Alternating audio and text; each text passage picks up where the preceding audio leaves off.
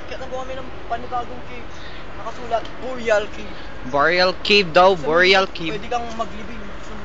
Oh, Boreal Cave, pwede ka daw maglibing. Ayun daw. Oh my god, this is the most famous cave we're gonna go in. Hindi yung salita ng salita, sigurado po.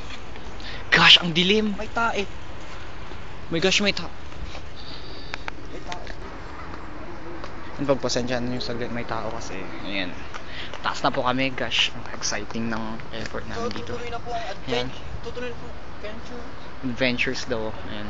Sa ano Ano namin. pong Boreal Cave, napakadilim, Shucks. nakakatakot. Gusto mo, maglibing ka na talaga dito. Boreal Cave, as in, talagang kapag pumasok ka na, buried ka na talagang, as in, na-cremate ka na. Sunog ka na. Maamoy mo pa. Joke lang. Kayo naman, sinosobra nyo. Pag dalawa lang kami ni Angel Locsin dito. Gosh, ang dilim dito. Iba na talaga to. Kakasala ako. Joke lang. Madilim na kasi dito, pagpasensyahan nyo ah. Dali, may flash na, itutok mo dito. Gosh, kailangan ko munang i-post kasi tignan nyo naman, madilim masyado oh. Wala na kayo nakikita, di ba? Oo. May ginagawa kami rin pa. Ayun. May ginagawa na sila dun. Paano yan? Alam ka namin, susulitin na. Oo, may nakalibing. Oh, may nakalibing talaga dito, hindi nyo lang nakikita. Ayan oh, sayang, gosh. Kinuha? Wow, ang Wala. dilim! Ang dilim nga eh.